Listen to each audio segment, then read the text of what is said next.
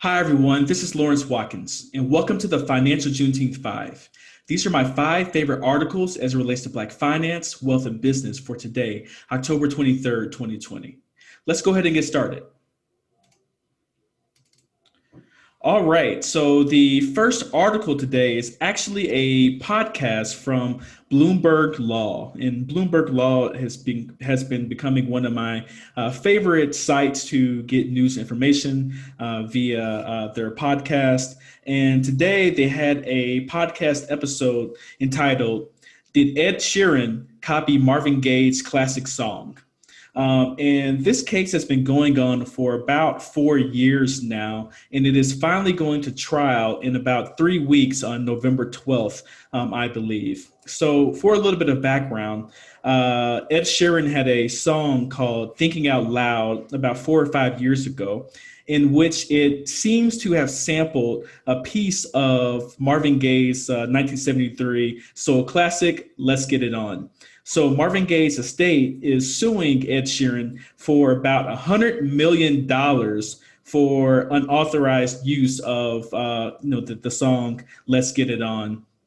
And Ed Sheeran's camp is saying something different. Is saying it's just a part of the normal creative process. And also, this case is maybe, I think, actually headed to the Supreme Court. This case is not headed to the Supreme Court. This is headed to district court.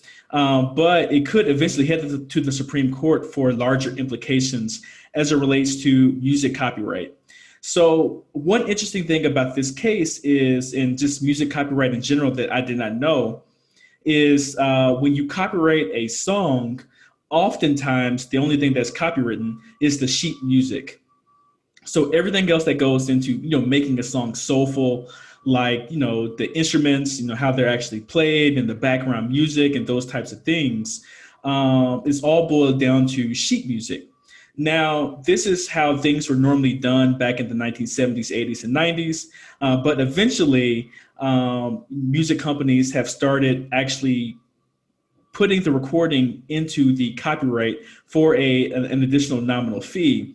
But unfortunately for Marvin Gaye's camp, the 1973 song doesn't actually have the actual live recording of Marvin Gaye singing as a part of the copyright. And because of that, Ed Sheeran is trying to differentiate his song versus that of Marvin Gaye. One other interesting fact is that because of COVID, when it comes to this particular case, there's a lot I believe the judge stated that he's not going to postpone this case anymore because he wants justice to actually be served, whether that is Marvin Gaye's estate winning or Ed Sheeran winning. But COVID is throwing a wrinkle into the plans as well, considering that Ed Sheeran is a British resident, and many of the witnesses are British residents.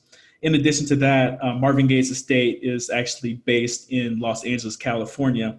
And because of COVID and the restrictions of travel in the state of New York and in other places, it's been very difficult for people to get back and forth. But in general, it seems like Ed Sheeran is still trying to play the waiting game to make sure that this case gets pushed back as far as possible. It's already been 4 years. While Marvin Gaye's camp is ready to go to trial and go to court. So the piece in general was very interesting from Bloomberg Law. I highly suggest that you read it, or you listen to it. It's about 15 minutes long, so it takes about half of the total time of this actual podcast that you see here.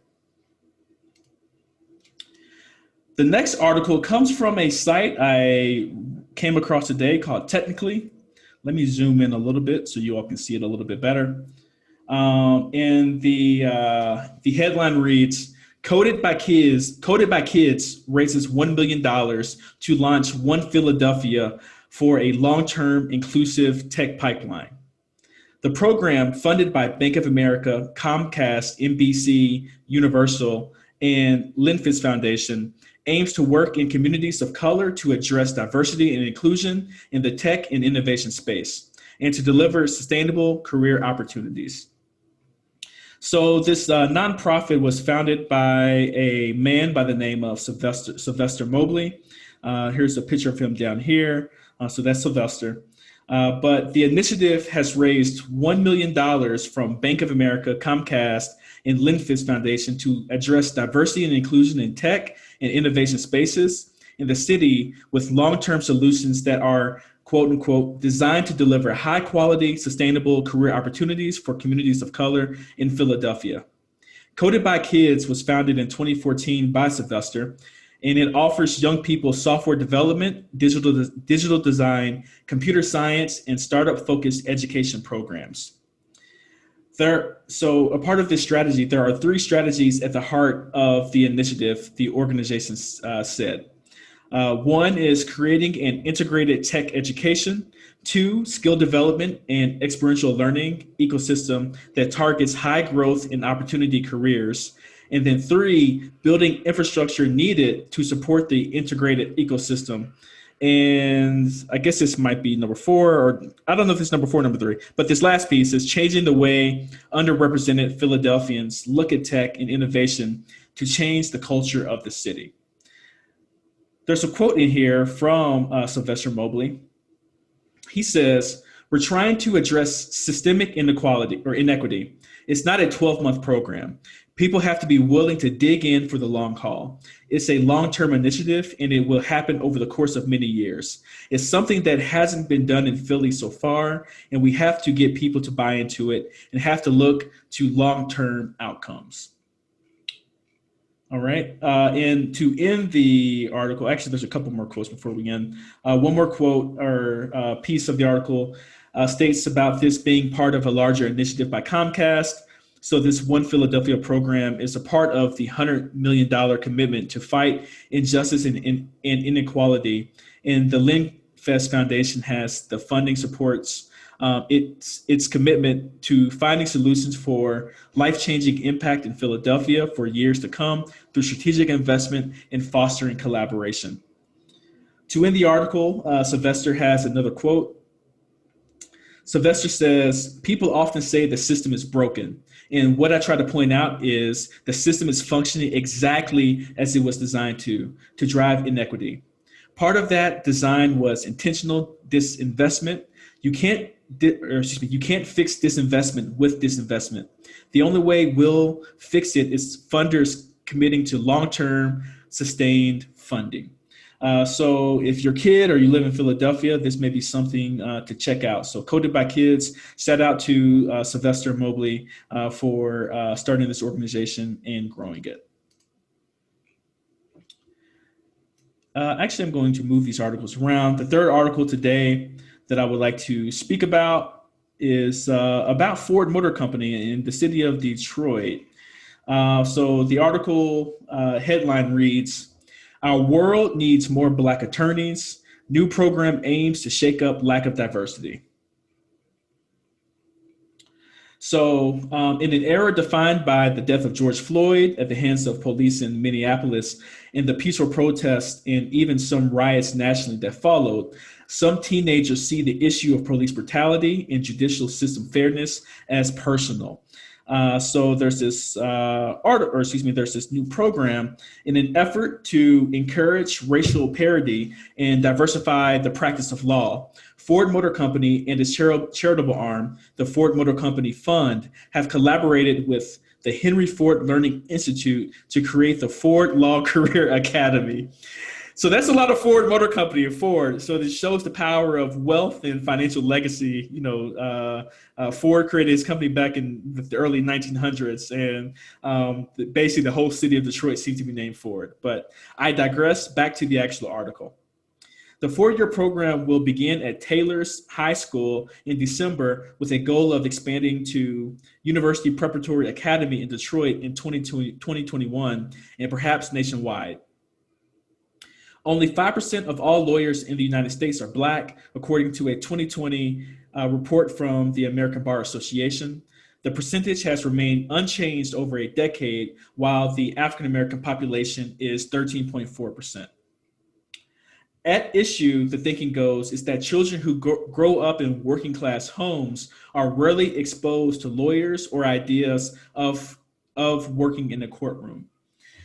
The founding member, I guess the person who founded this, is a man by the name of Bradley Gayton. Bradley has a quote in here.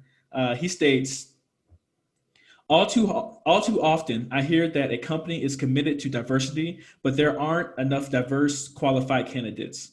We simply cannot accept that as a dead end. Inside our respective companies and industries, we must look to the root of the problem and put in the work to fix them. And that's a picture, I believe, of Bradley Gayton, who is started this program. Another person who's a part of this program is Allison Nelson, who works, I believe, at the Ford Foundation. This new high school law program will be an elective, just like music, art, computer science, Spanish, and German classes. Study will include negotiation, mock trial, and shadowing lawyers. It is designed for 30 students a year, starting in the ninth grade. And according to the National Bar Association, the number of Black law students has gone from 25% to 31% since 2011, yet the number of practicing lawyers has remained static.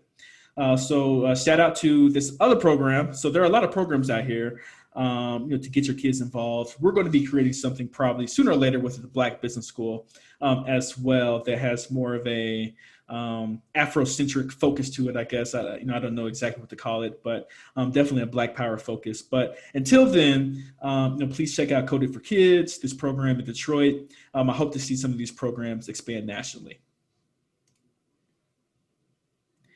The next article comes from Afrotech in afrotech.com. And this article, the headline states, this CEO is behind over $100 million allocated to Black-owned businesses and HBCUs. And the man that they're talking about is Maurice Jones.